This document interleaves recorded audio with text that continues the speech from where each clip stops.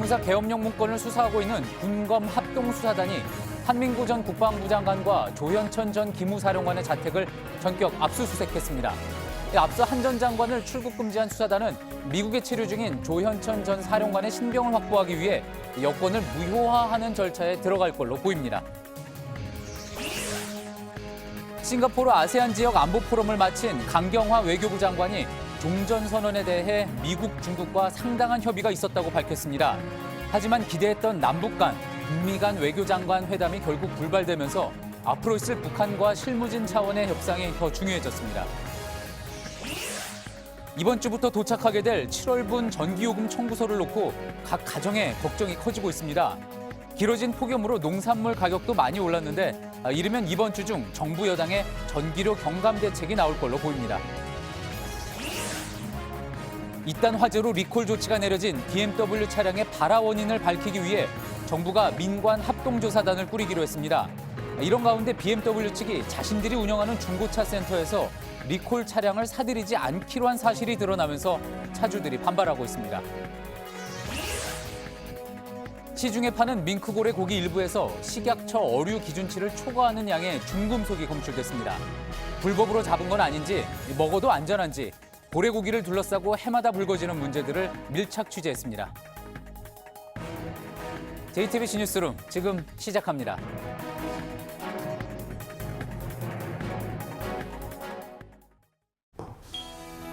공기청정기가 도로 위로, 내일을 바꾸는 현대수소 전기차. 기무사 계엄령 문건을 수사하고 있는 군검 합동수사단이 한민구 전 국방부 장관과 조현천 전 기무사령관의 자택을 전격 압수수색한 걸로 JTBC 취재 결과 확인됐습니다. 결국 진실의 키를 쥐고 있는 두 사람을 향해 본격적인 수사가 시작된 겁니다.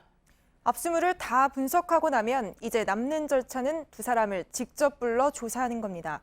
기무사 개혁 작업과 함께 계엄령 문건 수사도 속도를 내고 있습니다. 먼저 최재원 기자의 보도입니다. 군검 합동수사단은 이틀 전인 지난 3일 한민구 전 국방장관과 조현천 전 기무사령관의 자택을 압수수색했습니다. 압수수색 장소는 두 사람의 자택 외에도 두 곳이 더 있는 것으로 파악됐습니다. 수사단은 압수한 자료들을 바탕으로 문건 작성 과정에서 두 사람이 어떤 역할을 했는지 조사할 방침입니다. 특히 문건 작성과 지시 과정에서 한 전 장관 이외에 윗선이 있는지 집중적으로 살펴볼 계획입니다.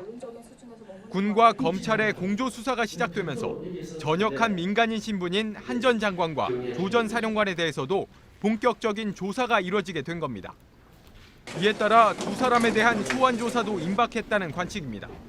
JTBC 최재원입니다. 전 국방부 장관과 전 기무사령관에 대한 압수수색, 여러모로 수사가 중요한 기점을 지나게 될 것 같습니다. 지금 합동수사단 사무실에 있는 서울 동부지검의 류정화 기자가 나가 있습니다. 자, 류정화 기자, 합동수사단 사무실 지금 뒤로 보이고 있는데 지금 수사가 계속 진행이 되고 있습니까? 네, 합동수사단 관계자들은 지금도 사무실에 남아서 계엄령 문건에 관한 수사를 이어가고 있습니다. 주말에도 대부분의 직원들이 출근해서 압수물을 검토하고 관련 자료를 분석했습니다. 합수단이 지난 금요일 압수수색을 한 곳은 한민구 전 장관과 조현천 전 기무사령관의 자택을 포함한 4곳입니다. 두 사람의 자택을 제외한 다른 두 곳이 어디인지는 정확히 밝히지 않았습니다.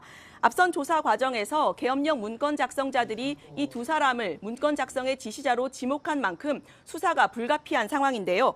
본격적으로 윗선 수사에 속도를 내고 있는 겁니다. 수사 상황에 따라 앞으로 국방부나 또 다른 관련 사무실에 대한 추가 압수수색을 할 가능성도 배제할 수 없는 상황입니다. 보통 이제 압수수색을 하게 되면 그다음 순서로 직접 불러서 또 조사를 하게 되지 않습니까? 자, 이번 주부터 그러면 본격적인 소환 조사가 진행될 거라고 예상을 해볼 수 있을까요? 네, 합수단 관계자는 당장 현재로서는 이번 주 안에 한 전 장관의 소환을 계획을 하고 있지는 않다라고 말했습니다. 그러면서도 어떻게 바뀔지는 모르겠다고 말해서 수사 상황에 따라서 한 전 장관을 이번 주 안에 소환할 가능성도 배제할 수는 없습니다. 미국에 머물고 있는 조현천 전 기무사령관의 경우에는 신병 확보 방안을 검토 중입니다. 수사단 관계자는 조 전 사령관의 가족을 가족과 접촉해서 귀국을 압박하는 한편 귀국 거부 의사가 확인될 경우 여권 무효화 조치를 강구할 것이라고 말했습니다.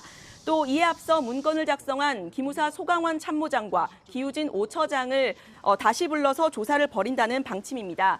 특히 수사단이 확보한 USB 메모리에 삭제 파일을 복구하는 과정에서 계엄 시행 준비에 관한 문건이 다수 발견된 만큼 이와 관련한 내용을 집중 추궁할 것으로 보입니다.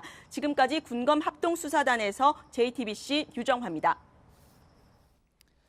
예, 기무사 개혁에 대한 내용도 이제 속속 윤곽을 드러내고 있습니다. 일단 현재 4,200명인 요원 전원은 원래 소속 부대로 복귀를 시킨 뒤 새로 모집할 걸로 보입니다.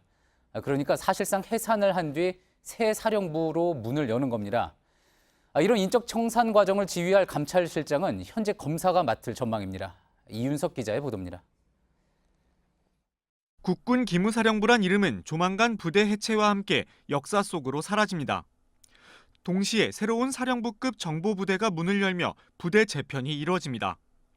이 과정에서 4,200명에 이르는 요원 전원이 원래 소속됐던 6회 공군 부대로 돌아갑니다.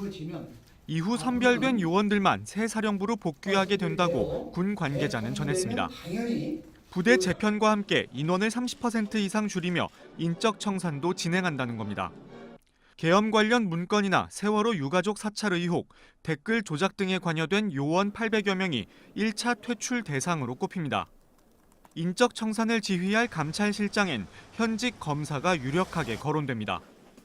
이르면 내일쯤 새 사령부 창설 준비단이 꾸려져 본격적인 부대 재편 작업에 돌입할 것으로 보입니다. 단장은 남영신 신임 기무사령관이 직접 맡을 가능성이 큽니다. 남 사령관은 어제 취임식에서 정치 개입과 민간 사찰, 특권 의식을 말끔히 씻어내 실추된 부대 명예를 회복하겠다고 말했습니다. JTBC 이윤석입니다.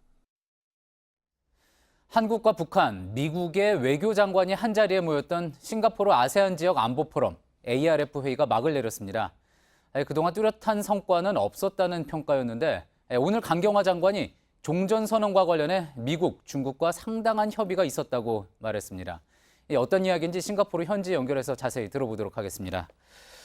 박현주 기자, 일단 강경화 장관의 발언 내용부터 들어볼까요?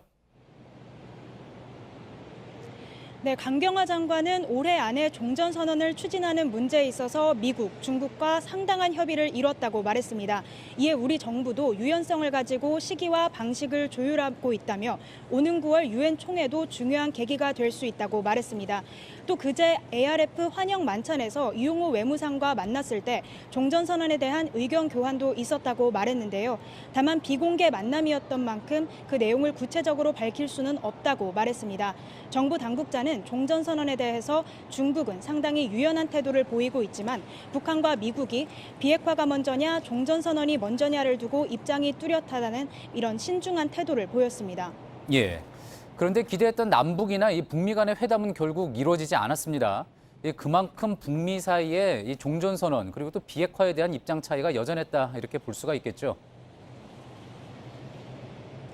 네, 이용호 북한 외무상과 폼페이오 미국 국무장관이 이곳 싱가포르에서 함께 머문 이틀 동안 북미는 유화적인 모습도 보였지만 동시에 함께 그 각을 세우면서 팽팽한 줄다리기를 펼치는 모습도 보였습니다. 외신들은 두 외교관이 악수와 잽을 동시에 주고받았다. 또 친근함과 긴장의 신호를 동시에 감지할 수 있는 회의였다라고 분석했습니다. 예, 악수와 잽을 동시에 주고받았다 이렇게 표현을 했군요. 자, 그렇다면 앞으로 이제 관련국 간의 어떤 접점을 찾는 게 중요할 텐데 어떻습니까? 앞으로 그런 계기가 있겠습니까? 네, 본질적으로는 북한은 선 종전선언 후 비핵화, 미국은 선 비핵화 후 종전선언을 주장하면서 양측이 접점을 찾지 못하고 평행선을 달리고 있는 건데요. 이런 가운데 우리 측 육자회담 수석대표인 이도훈 외교부 한반도 평화교섭본부장이 오늘 이곳 싱가포르에서 바로 중국으로 향했습니다. 비핵화 로드맵에 대한 북한의 진위와 또 종전선언 문제에 대한 협의를 계속해 나갈 계획입니다. 예, 그리고 또 이번 회담과 관련해서 흥미로운 이야기가 하나 전해졌습니다. 일본이 북한의 정상회담 개최를 제의했다 이런 보도가 나왔었는데 또다시 이 보도가 오보다 이런 논란이 제기된 모양이군요. 네, 그렇습니다. 고노 외상과 북한 이용호 외무상이 만난 게 그제 환영 만찬에서였습니다. 이때 짧은 대화를 나눴는데 일본 언론에 따르면 이때 고노 외상이 북일 정상회담을 하자고 제안을 했다는 겁니다. 하지만 이 만남 직후에 북한 대표단 관계자가 북한과 일본의 외교장관 간 만남은 회담이 아니라 접촉이었을 뿐이다 라면서 만남의 의미를 축소하자 바로 이튿날에 고노 외무상도 그 만남에서 북일 정상회담을 제안한 적은 없다. 완전한 오보다라고 말하면서 양측이 신경전을 벌이고 있는 겁니다. 예, 마지막으로 이 부분 하나 짧게 짚어보겠습니다. 이용호 북한 외무상이 이제 내일 바로 이란으로 떠난다고 합니다. 이 미묘한 시점에 왜 이란으로 갈까 궁금증도 나오고 있죠. 네, 정확한 방문 목적은 알려지지 않았지만 북핵 문제와는 무관한 별개의 방문인 것으로 보인다는 게 정부 당국자의 설명입니다. 하지만 북한과 이란은 예전부터 핵미사일 개발에 있어서 서로를 도와왔다는 의혹이 있고요. 또 지난 5월에 미국이 이란 핵 합의를 탈퇴하면서 이 문제와도 함께 맞물려 있습니다. 이 때문에 이용호 외무상의 이번 이란 방문이 미국 입장에서는 부정적인 신호로 읽힐 수도 있다는 우려입니다. 지금까지 싱가포르에서 JTBC 박현주입니다. 예, 다음 소식입니다. 오늘도 영덕이 39.9도까지 오르는 등 뜨거운 날씨가 또 이어졌습니다. 내일 전국 내륙지방과 동해안에 모처럼 비 소식이 있긴 한데 무더위를 식히기에는 역부족이어 보입니다. 오효정 기자입니다. 그늘을 찾고 얼음물을 마시고 부채에 손 선풍기까지 동원했지만 땀이 줄줄 흐릅니다. 아예 물에 뛰어들어 더위를 식히려는 사람들로 해수욕장은 북적입니다. 오늘 낮 36.4도를 기록한 부산을 비롯해 남부지방과 동해안을 중심으로 뜨거운 날씨가 이어졌습니다. 경북 영덕이 39.9도로 가장 더웠고 속초 38.7도, 강릉 37.7도, 대구가 36.9도로 뒤를 이었습니다. 티벳 고기압의 고온 건조한 공기가 남부지방을 데우고 소백산맥을 거쳐 데워진 공기가 동해안 지방의 기온을 끌어올린 겁니다. 전남 장흥에선 바닷물이 32.7도까지 데워졌습니다. 이 때문에 양식장에 있던 광어 13만 마리가 모두 폐사하는 등 각종 피해가 속출했습니다. 어제까지 전국 평균 폭염일수 20.7일, 역대 가장 더웠던 1994년에 비하면 불과 0.2일 모자란 수치입니다. 내일은 모처럼 비 소식이 있습니다. 전국 내륙 지방에 시간당 30mm 안팎의 강한 소나기가 내릴 걸로 보입니다. 동해안 지방에도 10에서 50mm의 비가 예보됐습니다. 비가 오면서 내일 낮 최고 기온은 27도에서 36도로 오늘보다 3에서 5도 떨어질 걸로 보입니다. 하지만 비가 그친 뒤엔 다시 35도를 넘나드는 무더위가 찾아올 걸로 기상청은 내다봤습니다. JTBC 오효정입니다. 해마다 휴가철이 되면 피서지마다 술판이 벌어지거나 쓰레기가 나뒹구는 무질서한 모습 저희도 많이 보도해드리게 되는데요. 폭염 속에 한여름밤 도심 유흥가도 피서지 모습과 별반 다르지 않았습니다. 홍지용 기자입니다. 해가 졌지만 지금 기온이 여전히 34도를 가리키고 있습니다. 그래도 휴가철 멀리 떠나자는 젊은이들이 이곳 거리를 가득 채우고 있는데요. 오늘 밤 여기서 어떤 일이 일어날지 직접 살펴보겠습니다. 밤이 깊어지면서 취객도 늘기 시작합니다. 20대 여성이 고개를 숙이고 계단에서 잠들었습니다. 선생님, 정신 차려보세요. 정신 차려보세요. 일어나려 해보지만 힘에 부칩니다. 집에 가실 수 있겠어요? 정신 좀 차리셨어요? 정신 좀 들었어요? 갈 수 있겠어요? 한번 걸어가 보세요, 그러면. 결국 다시 기대에 앉아 졸기 시작합니다. 비슷한 시각 도로에서는 택시기사와 취객이 다투고 있습니다. 택시기사는 취객이 차량에 라이터를 던졌다고 주장합니다. 취객은 부인했습니다. 경찰이 중재에 나서지만 시비는 쉽게 가려지지 않습니다. 똑바로 해. 제자가 하잖아요. 내가 친구냐 아니. 내가 친구냐. 뭘로 그럴까요? 나무를 붙잡고 토하고 길 위에 아무렇게나 쓰러져 잡니다. 흔들어도 일어나지 않습니다. 지나가는 차에 부딪히기도 합니다. 새벽 2시 지구대에 들어간 취객이 바닥에 눕습니다. 친구 둘이 나란히 자리를 차지했습니다. 괜찮으세요? 기억나세요? 동이 트자 거리엔 쓰레기가 가득합니다. 아직 일어나지 못한 취객들은 하나둘 구급차와 순찰차 신세를 집니다. 지금 새벽 6시가 넘었는데요. 동행 취재한 밤 사이 이곳 홍익지구대에 들어온 사건 수는 122건이었습니다. 휴가철 산과 바다는 취객들 때문에 몸살을 앓았습니다. 이곳 도심 거리도 마찬가지였습니다. JTBC 홍지용입니다. 기록적인 폭염이 계속되면서 물가에 비상이 걸렸습니다. 농작물은 타들어가고 가축도 죽어나가다 보니 당장 밥상 물가가 들썩이고 있습니다. 이런 가운데 기름값도 덩달아 5주 연속 올랐습니다. 다가오는 추석 장바구니 물가에 대한 근심도 깊어지고 있는데 당장 이번 주부턴 폭염이 맹렬하게 이어졌던 지난달 전기요금 청구서, 이른바 폭염 청구서가 배달됩니다. 정부는 빠르면 이번 주 안에 전기요금 부담을 줄이는 방안을 내놓을 예정입니다. 예상되는 정부 대책과 껑충 뛴 밥상 물가 소식을 박영우, 오선민 기자가 전해드립니다. 서울 중랑구에 사는 금동혁 씨는 더위를 피해 가족들과 함께 한강 공원으로 나왔습니다. 지난달부터 본격적으로 에어컨을 켜기 시작했는데 전기세가 얼마나 나올지 걱정입니다. 밤에 에어컨이 없으면 애들이 잠을 못 자가지고 앞으로 이제 8월달 전기고지서 얼마가 나올지 좀 걱정이 많이 돼서. 무더웠던 7월 전기요금 고지서가 이번 주부터 각 가구에 도착합니다. 7월 25일에서 26일 검침한 가구는 8월 6일에서 10일 사이 청구서를 받게 됩니다. 7월 말에 검침한 가구는 8월 11일이 청구일입니다. 에어컨을 긴 시간 사용한 가구는 전달보다 요금이 눈에 띄게 증가했을 가능성이 큽니다. 4인 가족 평균 월 전력 소비량 300kWh를 사용했을 때 전기요금은 44,390원입니다. 여기에 소비 전력 2kW 시 에어컨을 하루 4시간씩 가동하면 전기요금은 7만 원 이상 더 나오게 됩니다. 정부와 여당의 고민도 깊어지고 있습니다. 8월에도 무더위가 계속되고 전기요금 우려가 커질 것으로 예상되기 때문입니다. 정부는 이르면 이번 주 안에 구체적인 대책을 내놓을 것으로 보입니다. 폭염이 시작된 7월 이후 전기요금 인하분을 소급해 적용하는 방안이 유력합니다. 이런 가운데 국회에서도 폭염 때 전기료 인하는 물론 가정에만 적용되는 전기료 누진제를 완화하는 법안들이 발의되는 등 전기료 인하를 법제화하려는 움직임도 본격 나타나고 있습니다. JTBC 박영우입니다. 꼼꼼히 가격을 따져보고 요리조리 비교합니다. 하지만 장바구니에 물건을 선뜻 담기 어렵습니다. 5, 6만 원 정도 예산을 했었거든요, 그때는. 근데 지금 폭염이 오고 나서부터는 10만 원 이상 돼요. 아침에 지감집 걸로 갔더니 28,000원이에요. 한 주새에 10,000원이 올라서 한 통에. 나는 김치를 잘 담그는데 비싸가지고 이번에는 못 담그고. 올여름 폭염에 가뭄이 겹치면서 채소와 과일, 축산물 가격이 눈에 띄게 올랐습니다. 무엇보다 서늘한 날씨에 자라는 채소들의 타격이 큽니다.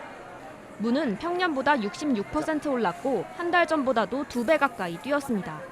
배추는 포기당 3,500원으로 평년보다 50% 올랐습니다. 여름철 대표 과일 수박은 54% 올라 개당 2만 원이 넘습니다. 더위에 약한 시금치는 지난주보다 50%, 양배추도 40% 넘게 올랐습니다. 축산 농가들의 피해가 잇따르는 가운데 닭고기 가격도 평년보다 20%가량 높습니다. 여름 장바구니 물가가 너무 오르면서 한 달 넘게 남은 추석 물가까지 벌써 걱정입니다. 한 번 오른 물가는 잘 떨어지지 않고 명절이 되면 더 오를 가능성이 높기 때문입니다. 추석 전에는 배추는 군값일 거예요. 먹고 싶어도 못 먹어요. 그 추석엔 더 오르겠죠. 폭염의 기세가 꺾이지 않을 것으로 예상되는 가운데 당분간 물가 상승세는 계속될 것으로 보입니다. JTBC 오선민입니다. 기름값도 5주째 치솟으면서 올해 최고가를 계속해서 갈아치우고 있습니다. 당분간 이런 오름세는 꺾이지 않을 것 같습니다. 이희정 기자입니다. 서울 시내 한 주유소, 휘발유가 1리터에 1,926원입니다. 2014년 12월 이후 이 주유소가 써붙인 가장 높은 가격입니다.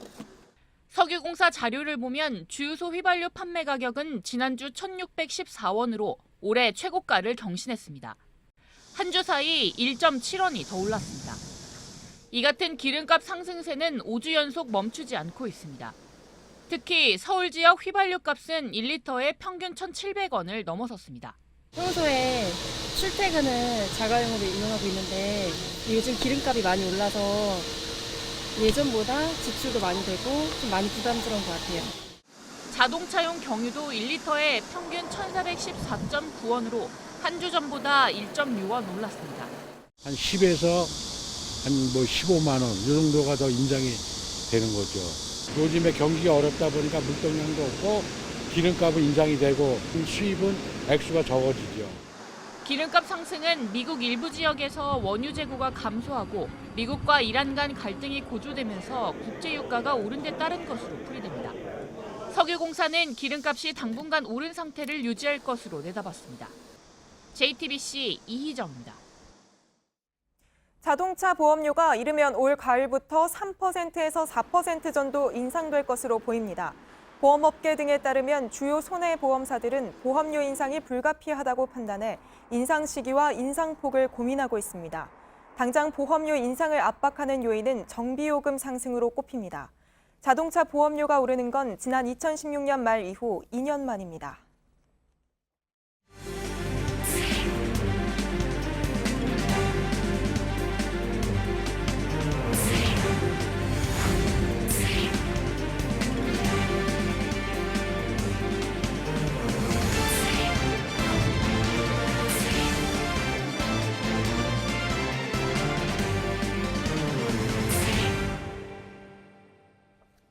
어제도 BMW 화재 사고가 있었는데요. 어제 불에 탄 BMW 차량은 이달 초 회사 측이 자진 리콜 조치에 따라 안전진단을 받은 차였습니다.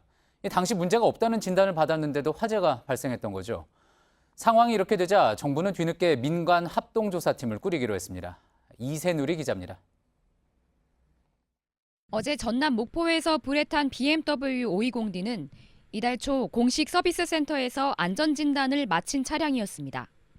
이상이 없다고 나왔는데도 또 불이 나면서 안전진단 자체도 못 믿겠다는 소비자가 늘었습니다. BMW 측은 취재진의 EGR 쿨러 침전물 확인에서 작업자 실수가 있었다고 해명했습니다. 사태가 더욱 심각해지자 국토교통부는 민간 전문가를 분석 작업에 참여시키기로 했습니다. 그러나 BMW 측이 제출한 구체적인 화재 원인에 대해선 밝힐 수 없다고 답했습니다.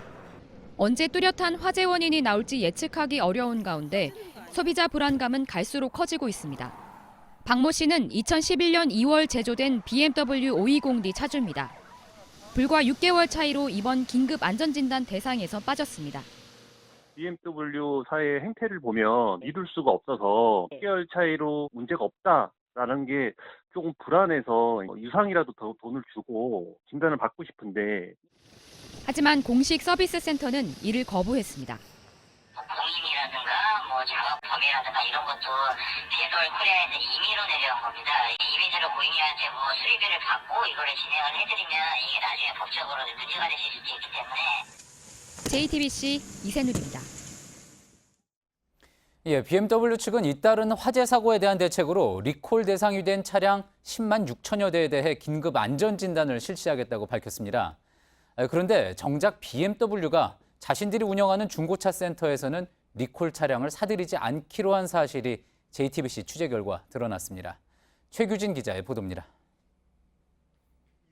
BMW의 2015년식 3GT 차량을 소유한 오모 씨는 최근 BMW 코리아의 공식 중고차 거래센터로부터 황당한 답변을 들었습니다. 오 씨의 차량이 지난달 국토부의 배출가스 저감 장치 EGR 리콜 대상이기 때문에 매입이 어렵다는 내용이었습니다. 너무 황당하죠. 본인들이 만든 불량 제품을 본인들이 매입을 안 하겠다고 하면 이제 너무 어이가 없었고 화가 나죠. BMW 센터에서는 이번 주부터 중고차 딜러에 내려진 본사의 지침 때문이라고 말했습니다. 안전진단을 받은 경우라도 가격이 하락할 수밖에 없다고 설명합니다. 리콜 대상 차량이고 하니까 매입을 하더라도 감가가 조금 들어가야 된다. 왜냐면 저희도 개팔 때 이제 못 팔거나 그럴 상황이 생길 수가 있잖아요. 중고차 업계에서는 소비자 불안감이 커지면서 BMW 차량을 기피한다고 말합니다. 수요가 그만큼 떨어지기 때문에 제가 소비자였어도 불안해서 안 살 것 같은데 또 지금같이 더운 날 갑자기 운행하다 불나면. 일부 BMW 차주들은 중고차 가격 하락에 대한 손해배상을 요구하는 추가 소송을 예고했습니다. BMW 측은 이에 대해 모든 차량을 매입하고 있다고 설명했습니다. JTBC 최규진입니다. 허익범 특별검사팀이 내일 오전 9시 반 김경수 경남지사를 불러 조사합니다. 업무방해 그리고 공직선거법 위반 혐의인데 내일 조사의 쟁점을 박민규 기자가 정리했습니다. 김경수 경남지사가 이른바 드루킹 일당의 댓글 조작 공범이란 게 특검 판단입니다. 드루킹 김동원 씨를 비롯한 경공모 회원들과 함께 포털 사이트 네이버의 업무를 방해했다는 겁니다. 최대 쟁점은 김 지사가 댓글 조작에 쓰인 매크로 프로그램 이른바 킹크랩의 시연 모습을 봤는지 여부입니다. 불법 수단이 동원되는 걸 알고도 댓글 작업을 지시했는지 특검은 내일 김 지사 본인에게 확인할 계획입니다. 앞서 관련자들은 2016년 11월 파주 느릅나무 출판사에서 김 지사가 킹크랩에 대해 보고받고 나아가 킹크랩 사용을 승인했다고 진술해왔습니다. 또 다른 혐의인 공직선거법 위반은 특검이 공범 없이 김 지사 혼자에게만 적용한 혐의입니다. 지난해 말 드루킹 김 씨에게 오사카 총영사 자리에 추천해주겠다고 약속하며 6.4 지방선거를 도와달라고 요청했다는 겁니다. 김 지사 측은 김 씨를 추천한 건 맞지만 이게 선거와 관련한 대가가 될 순 없다는 입장입니다. 김 지사는 서울에 머물며 변호인단과 조사에 대비했습니다. 변호인은 크게 준비할 것이 없고 있는 그대로 말하면 된다며 자신감을 드러냈습니다. 특검은 김 지사 소환 직전까지 드루킹 김 씨를 조사한 데 이어 포토라인 준비도 마쳤습니다. JTBC 박민규입니다.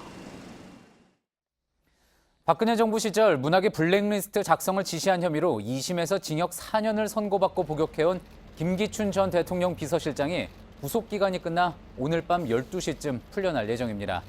김 전 실장은 지난해 1월 구속 상태로 재판에 넘겨져 3차례 구속이 연장된 뒤 최종 구속기간이 만료됐습니다. 검찰이 다시 청구한 구속영장이 받아들여지지 않으면 대법원 상고심 재판은 불구속 상태에서 진행하게 됩니다. 지난주 뉴스룸에선 경기 과천의 한 교회 목사가 남태평양 피지로 신도 400명을 이주시켜 가혹행위를 했다가 붙잡혔다는 소식 전해드렸습니다. 그런데 후속 취재 결과 구타로 숨진 신도가 있다는 의혹도 제기돼 경찰이 수사하고 있는 것으로 확인됐습니다. 어제는 신도 2명이 피지 현지에서 사고로 숨진 것으로 파악됐습니다. 어환희 기자입니다. 지상낙원이라던 피지 집단농장으로 이주했던 경기 과천 이교회 신도 이모 씨. 신도 가운데 일부가 지난해 구타당하다 숨진 적이 있다고 말합니다. 거의 600, 700대 정도 맞고 사람이 완전히 반병신 만들었어요. 그 사람이 거기서 도저히 회복이 안 돼서 한국에 다시 왔다가 한국에서 죽었어요. 숨진 사람이 더 많을 수 있다는 의혹도 제기했습니다. 목사의 지시를 어기다가 어떻게 가라 했는데 안 가고 버티다가 거기서 또 타작을 받고 또 다른 섬에 가서 죽었어요.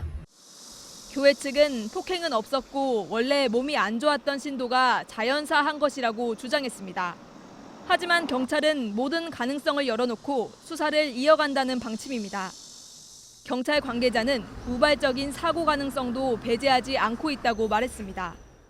이런 가운데 피지 집단농장 신도 2명이 어제 현지에서 농장 트럭을 몰다 버스와 부딪혀 숨졌습니다.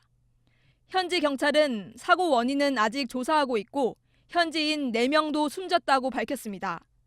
JTBC 어환입니다. 그런데 JTBC 취재 결과 피지로 간 이 교회 말고도 신도들을 해외로 이주시켜 집단 생활을 한 교회가 또 있는 것으로 확인됐습니다. 이 교회 역시 곧 한국이 멸망할 테고 지상낙원으로 가야 한다는 비슷한 논리를 세웠습니다. 뒤늦게 교회를 나온 신도들은 여권을 빼앗기고 사실상 강제노동을 했다고 털어놨습니다. 김태형 기자입니다.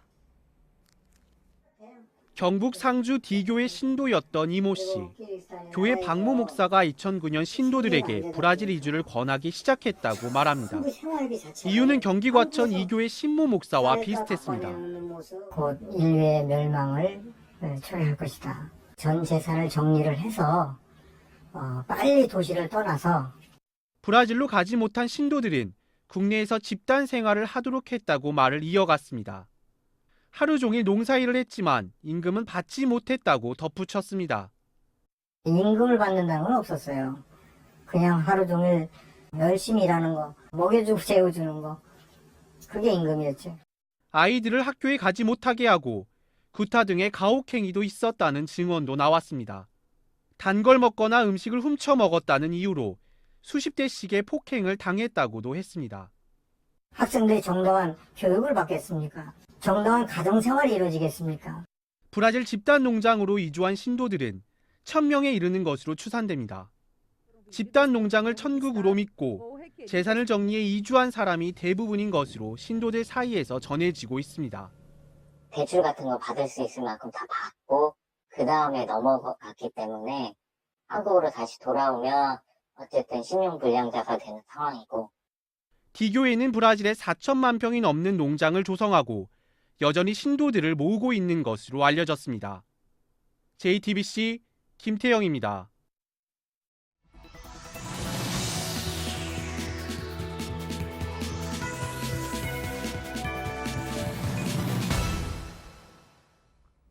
밍크고래, 가격이 워낙에 높아서 바다의 로또라고도 불리죠. 그래서 불법으로 포획하는 경우도 많아 생태계를 해친다는 논란이 끊이질 않았습니다. 게다가 고래고기는 정식 식품이 아니라 아무도 관리하지 않고 있는데요. 저희 취재진이 시민단체와 함께 시중에 팔리는 고래고기의 중금속 오염도를 분석해보니 수은과 납이 기준치 10배에 달하는 경우도 있었습니다. 윤재영 기자입니다. 지난 7월 초 열린 울산 고래축제입니다. 2018년 고래축제 개막을 선언합니다. 고래축제가 열리고 있는 울산 장생포입니다. 올해로 24회째를 맞아 나흘간 열리는데요. 비가 오고 있지만 아주 흥겨운 분위기입니다. 그런데 이 축제가 대목인 곳들이 또 있는데요. 바로 길 건너에 위치한 고래고기 식당들입니다. 울산 장생포에는 고래고기 식당들이 줄지어 있습니다. 장생포라면 고래가 아니고요. 고래 맛이 어떤가 한번 먹어봤어요.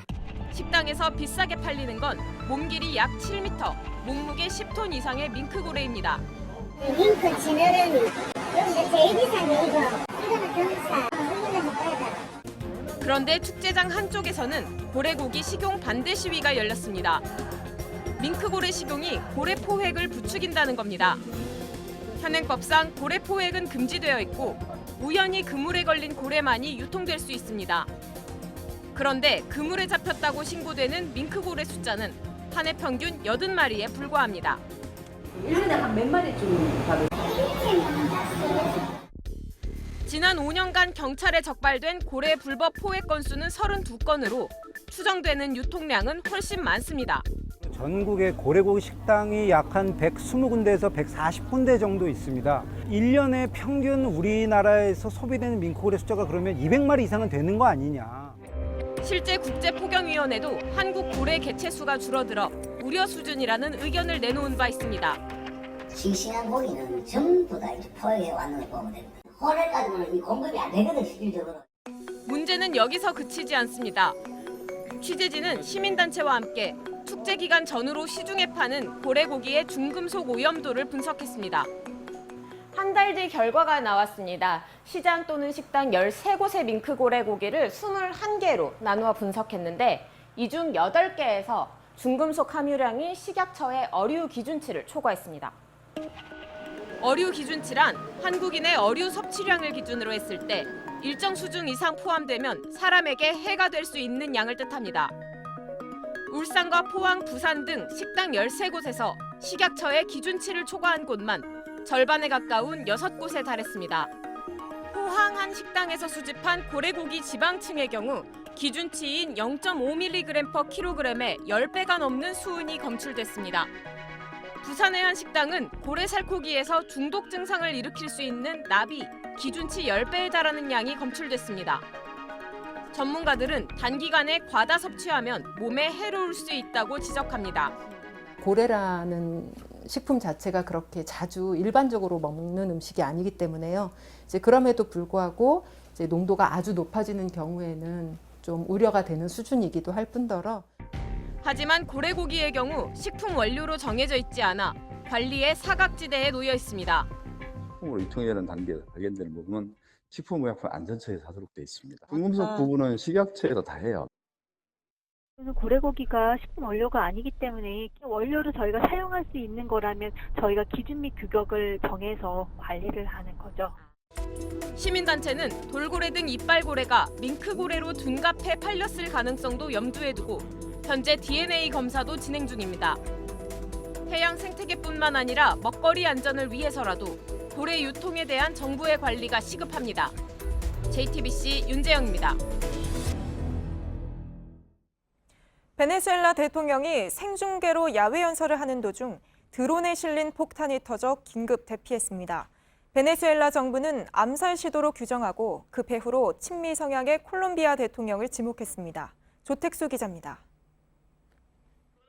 니콜라스 마두로 베네수엘라 대통령이 연설을 합니다. A la Venezuela consciente, vamos a apostar por el bien de nuestro país. Ha llegado la hora de la recuperación económica. 그런데 갑자기 펑 하는 소리가 나고 카메라가 흔들립니다. 마두로 대통령 부부와 정부 인사들이 놀라서 하늘을 쳐다봅니다. 경호원들이 방탄 장비로 대통령을 에워쌉니다. 거리에 도열해 있던 군인 등도 놀라 뛰어갑니다. 국가방위군 창설 81주년 행사 모습인데 그대로 생중계됐습니다. 이 폭발로 군인 7명이 다쳤다고 베네수엘라 정부는 밝혔습니다. 마두로 대통령은 정부 인사들과 급히 피해 화를 면했습니다. 사건 직후 마두로 대통령은 반대 세력의 암살 시도라고 주장했습니다. A la ultraderecha venezolana en alianza contra la ultraderecha colombiana y que el nombre de Juan Manuel Santos está detrás de este atentado. 이번 사건으로 남미 대표적 좌파 정권인 베네수엘라와 친미 성향의 콜롬비아 우파 정부 사이에 해묵은 외교 갈등이 더 커질 것으로 예상됩니다. JTBC 조택수입니다.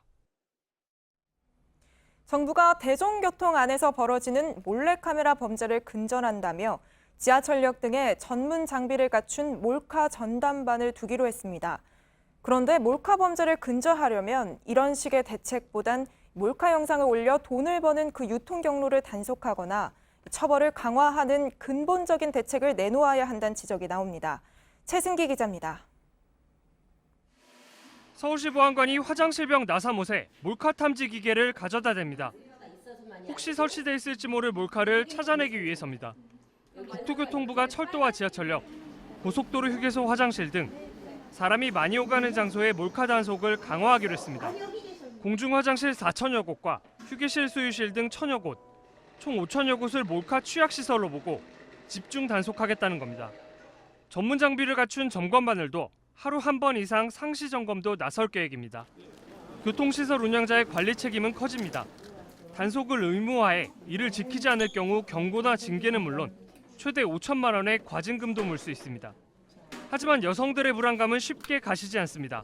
개인이 운영하는 가게라든가 그다음에 이런 곳들에서 많이 일어나고요. 잡혀도 이제까지는 제대로 처벌이 안 되고 벌금 비율이 제일 높아요. 몰카 유통 플랫폼 단속과 처벌 강화 등 보다 구체적이고 명확한 대책이 필요하다는 지적이 나옵니다. JTBC 최승기입니다. 자고 나면 100만 명씩 늘어난다. 요즘 극장가에 돌풍을 일으키고 있는 영화 신과 함께 2를 두고 하는 소리입니다. 오늘 개봉 닷새째인데 각종 흥행 기록을 쏟아내고 있습니다. 강나현 기자입니다. 나쁜 인간은 없다는 거, 나쁜 상황이 있는 거지. 영화 신과 함께 인과연이 개봉 닷새째인 오늘 600만 관객을 넘겼습니다. 재작년 여름 극장가를 평정한 부산행이나 역대 최다 관객을 모은 명량보다도 빠릅니다. 어제는 146만 명이 봤는데 한 영화에 하루 동안 이렇게 많은 관객이 몰린 것도 처음입니다. 저승차사가 어벤져스도 이순신도 돌려세웠습니다. 극장가에 가장 사람이 몰리는 여름, 유례없는 무더위 덕분만은 아닙니다. 저승이라는 소재를 특수 효과로 풀어낸 1편이 1,400만 관객을 모으며 기대감을 높였습니다. 지옥에 대한 모습들도 되게 생생하게 표현이 돼 있어서 이 편도 기대가 돼서 좀 보러 왔습니다. 주변인들에게 조금 더 잘해야 되겠다는 생각을 했습니다. 저승차사 3명의 천년 인연에 집중하면서 용서와 구원의 메시지를 풀어냈습니다. 어떻게 살 것인가? 누구나 공감할 질문을 던지며 영화 신과 함께 2가 전편에 이어 또 한 번 천만고지에 도전장을 냈습니다. JTBC 강나현입니다. 오늘의 뉴스룸 키워드 누진제입니다. 조금 쓸 때는 적은 요금을 내지만 많이 쓰면은 훨씬 더 많이 내게 하는 제도죠. 원래 세금을 거두는 원리에서 비롯했는데 돈을 많이 벌수록 세율을 높여 더 많이 내게 하자는 것. 엥겔스가 주장해서 100년 넘게 조세의 기본으로 자리 잡았습니다. 이런 누진제가 우리 전기요금에 적용된 거는 1973년 석유 파동 당시입니다. 기름 한 방울 안 나는 나라에서 전기를 아껴야 한다는 취지에서 산업용은 놔두고 가정용 전기요금을 누진제로 받았습니다. 그동안 몇 차례 개편이 있었지만 지금도 전기를 아주 많이 쓰면 적게 쓰는 집에 비해 최대 7배 높은 요율이 적용됩니다. 결국 여유가 있으면 이 돈 내고라도 에어컨을 계속 틀 수 있고 그렇지 못하면 요금 부담 때문에 속수무책으로 더위를 맞아야 하는 상황. 엥겔스가 누진제를 처음 내놨을 때는 소득의 집중을 막아 불평등을 완화하기 위해서였죠. 111년 만에 기록적인 무더위 앞에 우리 전기요금 누진제는 더위의 불평등을 심화시키고 있는 것은 아닌지 오늘의 뉴스룸 키워드 누진제였습니다.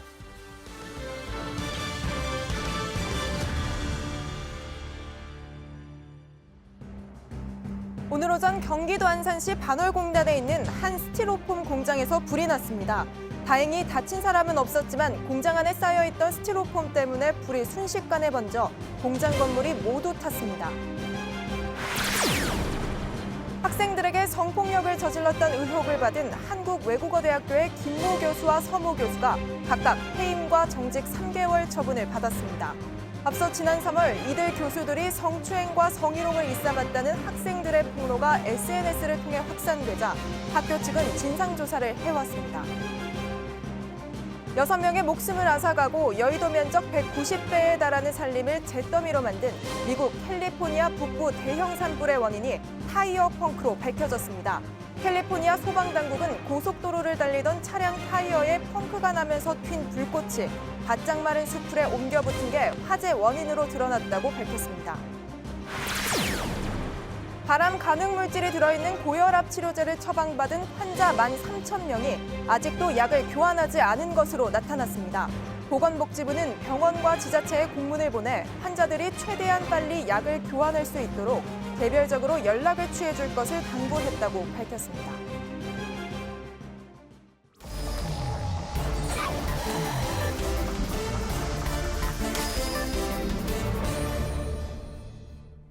일요일 비하인드 뉴스 안지연 기자 나와 있습니다.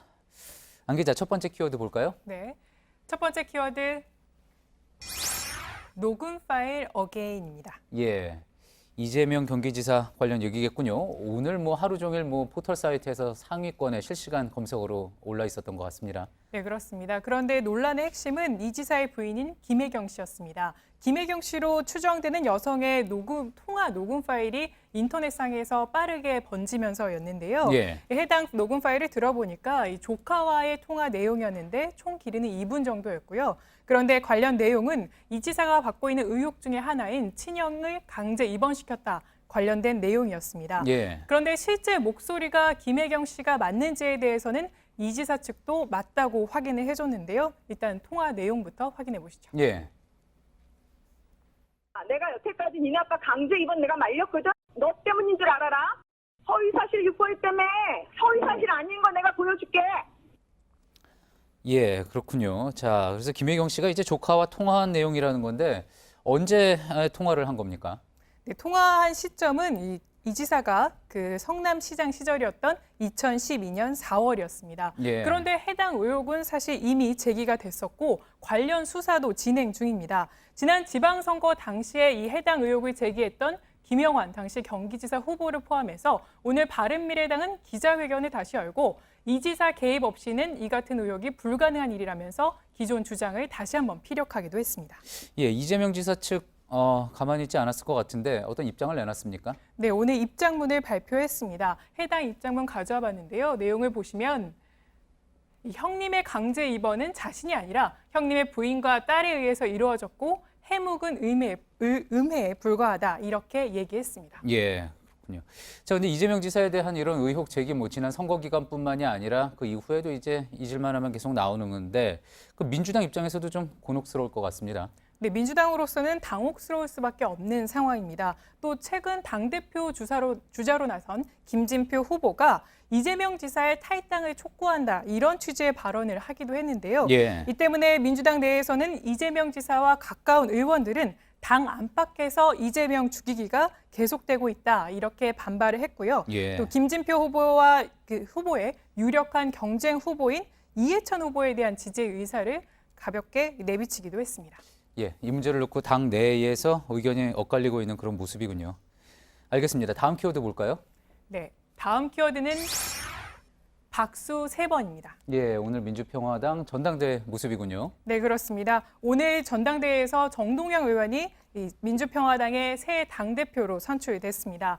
이 정신임 대표는 노무현 정부 시절에는 통일부 장관을 했었고요.